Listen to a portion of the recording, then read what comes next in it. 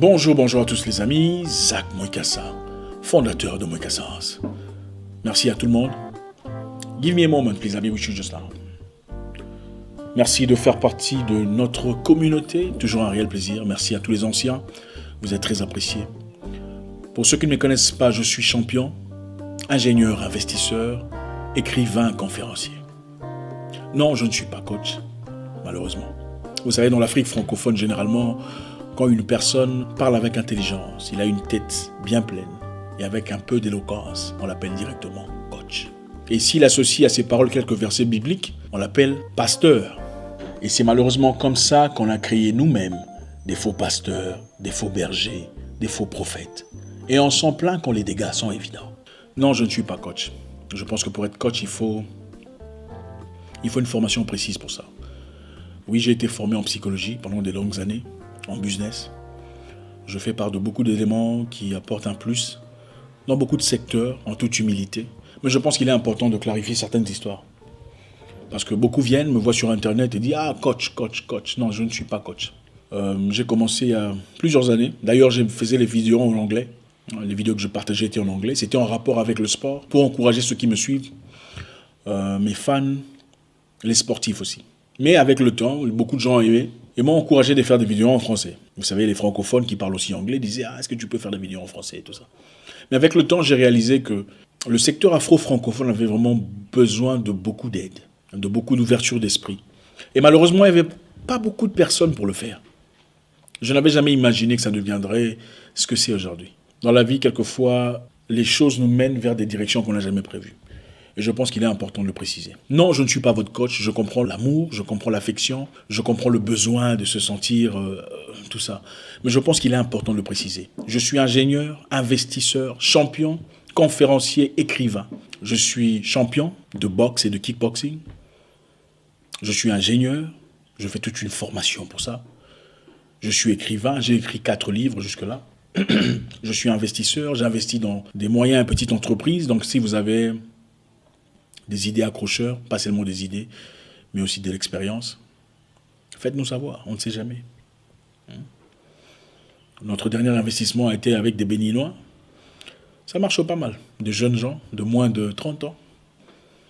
Je suis penseur, je partage mes idées sur Internet. Pourquoi je le fais? Parce que j'en avais besoin à un moment donné de ma vie. Et je pense qu'il y a beaucoup de personnes, moins âgées que moi, plus âgées aussi d'ailleurs, qui ont besoin de repères et de direction. Je pense que l'intelligence et la sagesse est un don venant du Créateur. Et on ne peut pas mourir avec sans partager. Je pense qu'il est clair, qu'il est important de clarifier les choses. Vous savez, aujourd'hui, je voulais vous dire, dans la vie, il est important d'avoir un ego solide. C'est très important. Vous savez, quand on parle d'ego, beaucoup de gens pensent que l'ego doit nécessairement être dans le négatif. Ah, il est égocentrique, il se prend pour tout ça. Il est narcissique. Avoir de l'ego, ce n'est pas toujours une mauvaise chose. Il faut avoir de l'ego pour se séparer du monde. Pour être quelqu'un, il faut avoir de l'ego. Pour devenir champion ou capitaine ou directeur ou se hisser au-dessus de tout le monde, il faut avoir de l'ego. Mike Tyson ne serait jamais ce qu'il est s'il n'avait pas de l'ego. Maradona n'aurait jamais été Maradona sans ego. C'est impossible. L'ego, c'est quoi? L'ego, c'est penser qu'on est meilleur que tout le monde. D'accord? Je vais m'expliquer. Penser qu'on est meilleur que tout le monde, qu'on représente le paroxysme de ce qu'on fait. Et cela nous aide à nous séparer du monde. Ça pourrait être dans n'importe quoi, dans n'importe quel secteur. Dans votre travail, dans votre entreprise, votre zone d'opération. Il faut avoir de l'ego. Si vous n'avez pas de l'ego, vous serez exactement comme tout le monde. On ne peut pas devenir champion sans ego. C'est impossible. Parce que si on n'a pas de l'ego, ça veut dire qu'on est tout le monde. Et tout le monde ne devient pas champion. Ce n'est pas pour tout le monde. Un homme ne peut pas être fidèle à son épouse s'il n'a pas de l'ego. Là, je parle d'un homme bien, un homme quoi. Parce que voilà, il y a homme et homme. Il faut le dire. Les hommes ne sont pas égaux. Non, nous ne sommes pas. Les humains ne sont pas nécessairement égaux.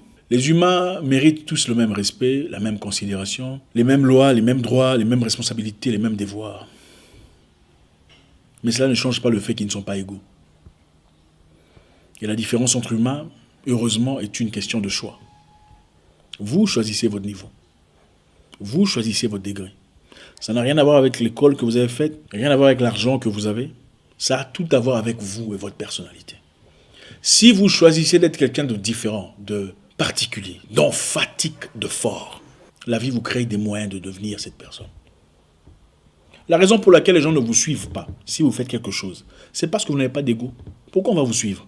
Qu'est-ce que vous avez de particulier? Vous savez, les Anglais disent « nice people don't win ». Hein? Donc les gens gentils ne gagnent jamais. Ce n'est pas faux. On ne vous dit pas d'être méchant. On ne vous dit pas de devenir impoli, insolent, de manquer de respect à tout le monde. On vous dit qu'il faut savoir se mettre à sa place.